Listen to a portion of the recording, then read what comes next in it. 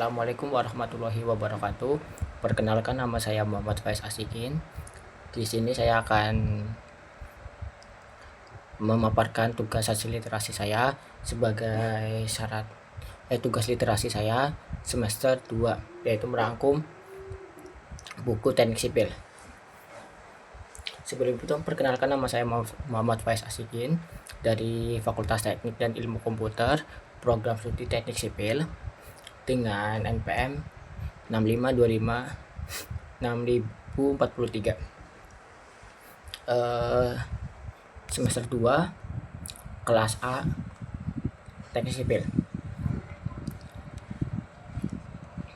Di sini saya ingin merangkum atau memaparkan buku yang berjudul Perencanaan Struktur Baja berdasarkan SNI 1729 2020. Penulisnya Evan Arifin dan Desti Setnio Wulan.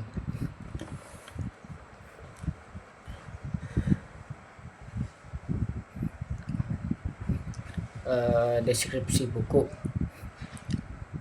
Perencanaan Struktur Baja berdasarkan SNI 1729 2020 merupakan buku referensi yang membahas dasar hingga penerapan perencanaan struktur baja sesuai standar nasional Indonesia SNI 1729 2020. Buku ini ditunjuk bagi mahasiswa teknik sipil, dosen maupun praktisi konstruksi agar memahami konsep perencanaan struktur baja yang aman, efisien, dan sesuai standar terbaru.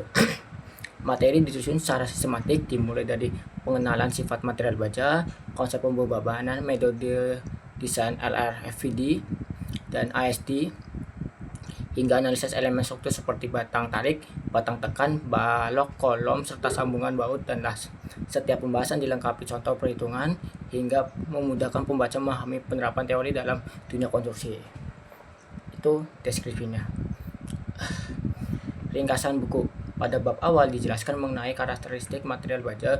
Baja memiliki kekuatan tarik yang tinggi, mutu yang seragam, mudah dibentuk, serta memiliki rasa kekuatan terhadap berat yang baik sehingga banyak digunakan pada pembangunan gedung bertingkat, jembatan, gedung maupun bangunan industri. Selanjutnya, buku membahas konsep pembebanan yang harusnya diperhatikan dalam desain struktur. Beban mati, beban hidup, beban angin, beban gempa harus dihitung sesuai peraturan yang berlaku. Beban-beban tersebut kemudian dikomunikasikan menggunakan ketentuan dalam SNI sehingga struktur memiliki tingkat keamanan yang memadai. Buku yang menjelaskan dua metode desain struktur baja, yaitu LRFVD dan ASD. Metode LRFVD merupakan faktor pembebanan dan faktor reduksi kekuatan sehingga lebih banyak digunakan dalam perencanaan modern karena memberikan tingkat keamanan yang lebih baik, sedangkan metode ASD menggunakan tegangan izin yang lebih sederhana untuk beberapa kondisi tertentu. Pembahasan berikut mengenai elemen tarik. Struktur tarik. Batang tarik merupakan elemen yang menerima gaya tarik sehingga harus dirancang agar tidak mengalami putus maupun kerusakan pada daerah sambungan. Kapasitas batang dipengaruhi oleh ruas penampang, yaitu ruang penampang efektif dan mutu baja yang digunakan. Pada elemen tekan jelaskan bahwa kolom harus mampu menahan gaya tekan, mengalami sesak dada saya, harus mampu menahan gaya tekan tanpa mengalami tekuk atau bucking. Oleh karena itu, memperhatikan kekuatan material, perencanaan juga harus memperhitungkan panjang efektif kolom dan bentuk penampang agar stabil terhadap pembebanan. Selanjutnya dibahas elemen lentur atau balok baja. Balok dirancang agar mampu menahan momen lentur dan gaya geser tanpa mengalami gegala. Dalam perencanaan harus diperiksa kekuatan lenturan serta kestabilan balok terhadap tekuk lateral. Buku juga memberikan penjelasan mengenai sambungan baja menggunakan baut dan las. Sambungan merupakan bagian penting karena menjadi penghubung antara elemen struktur. Perancangan sambungan harus dapat memastikan gaya dapat diteruskan dengan aman sehingga tidak terjadi kegagalan lokal. Pada bagian akhir dijelaskan contoh-contoh penerapan perhitungan struktur baja berdasarkan SNI 1729 2020.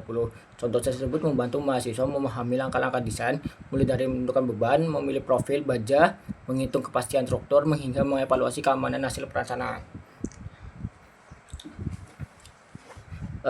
Maupun buku ini memiliki kelebihan menggunakan acuan SNI 1729 2020 yang masih relevan. bahasa yang mudah dipahami oleh mahasiswa, dilengkapi contoh perhitungan sistematik, materi disusun dari konsep dasar hingga aplikasi, sangat sesuai sebagai referensi mata kuliah struktur baja. Kekurangan buku ini adalah membutuhkan pemahaman dasar mekanik struktur agar lebih mudah dipahami. Beberapa contoh perhitungan cukup kompleks bagi mahasiswa semester awal. Pembahasan lebih fokus pada desain struktur baja sehingga tidak banyak pembahasan material konstruksi lainnya. Pendapat pribadi saya mengenai buku ini, menurut saya buku ini sangat bermanfaat bagi mahasiswa teknik sipil karena memberikan pemahaman mengenai proses perancangan struktur baja sesuai standar nasional yang berlaku di Indonesia. Penyampaian materi cukup runtut sehingga memudahkan pembaca memahami hubungan antara teori dan praktik. Contoh-contoh perhitungan juga membantu dalam melatih kemampuan analisis dan desain struktur. Buku ini layak dijadikan referensi utama dalam mempelajari mata kuliah struktur baja.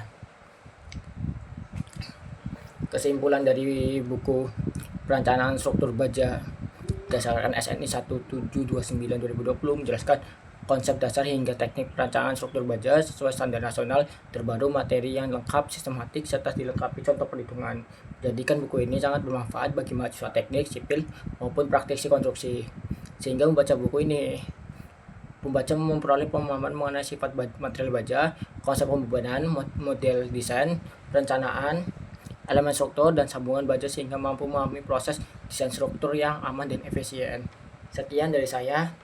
Wassalamualaikum warahmatullahi wabarakatuh.